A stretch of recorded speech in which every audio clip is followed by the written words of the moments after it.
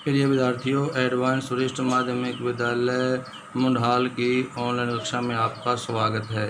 आज हम आपको आपकी पाठ्य पुस्तक आरो भाग 2 की पतंग नामक कविता का पद नंबर 2 करवाते हैं।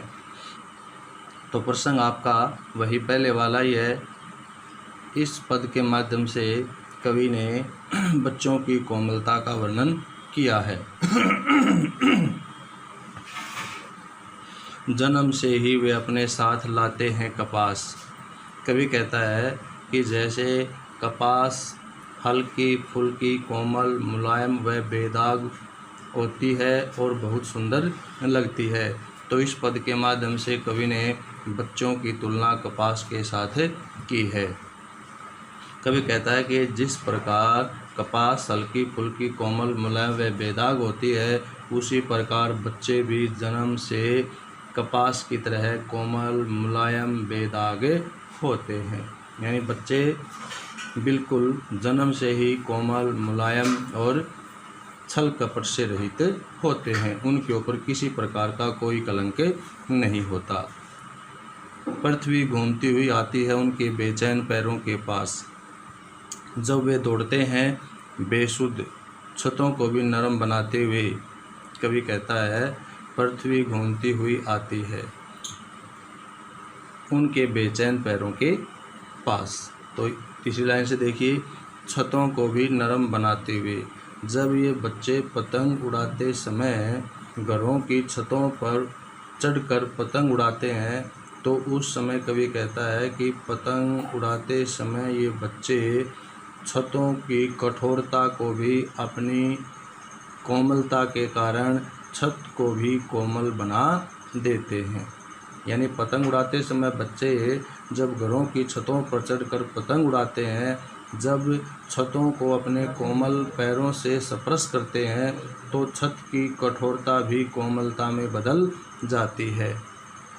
बेसुध होश हवास खोकर, कवि कहता है कि वे बच्चे पतंग उड़ाते समय जब अपना होश हवास खोकर दौड़ते हैं, तब यानी पतंग उड़ाते समय उन्हें किसी प्रकार का कोई होश हवास नहीं होता कि हम छतों पर पतंग उड़ा रहे हैं, इधर उधर उकचुक होने से हम गिर भी सकते हैं, तो वो इस बात की उन्हें कोई चिंता नहीं होती। वे होश हवास खोकर जब वे दौड़ते हैं उनके बेचैन पैरों के पास, बच्चों के चंचल या बेचैन पैरों के पास पृथ्वी भी घूमती हुई उनकी ओर आती है। यानी पृथ्वी भी बच्चों की कोमलता का स्पर्श करने के लिए उनकी ओर दौड़ी हुई आती है।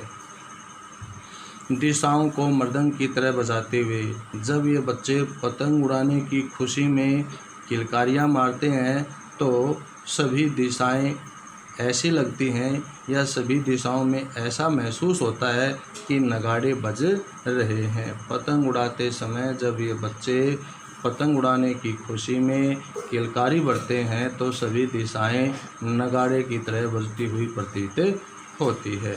जब वे पेंग भरते हुए चले आते हैं डाल की तरह लचीले वेग से, अक्सर यहाँ अक्सर का अर्थ है पराये, लचीले वेग कहा भाई कोमल वेग के साथ, डाल माने शाखाएं, पेंग भरना माने इधर उधर टहलना या झूला झूलना।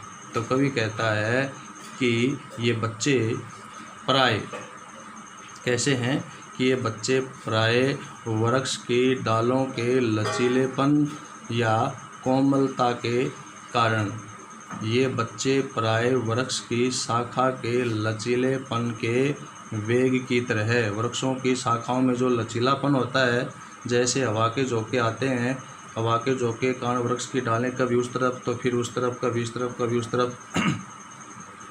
झुकती और टहलती रहती हैं, उसी प्रकार ये बच्चे भी वृक्षों की शाखाओं के लचीलेपन के कारण प्राय क्या करते रहते हैं, झूला झूलते हुए चले आते हैं, झूला झूलते हुए दौड़ते रहते हैं।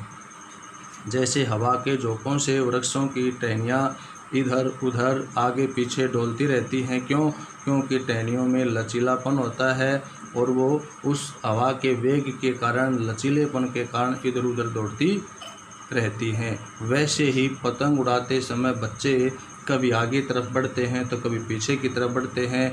आगे पीछे की तरफ बढ़ते हुए ऐसा प्रतीत हो रहा है कि वो झूला झूलते हुए दौड़े चले आते हैं। आशा आपको ये पद इस तरह समझ में आया होगा। तो इसका विशेष क्या है? कवि ने इस पद के माध्यम से बच्चों की कोमलता का और उनके क्रियाकलाप का वर्णन किया है। भाषा सहज सरल खड़ी बोली, तत्सम तद्भव शब्दावली, अनुप्रास और मानविक अलंकार का प्रयोग है। इसके साथ साथ प्रसाद गुण शांत रस है और छंद मुक्त रचना है। आशा आपको ये कविता अच्छी तरह समझ में आई होगी। धन्यवाद।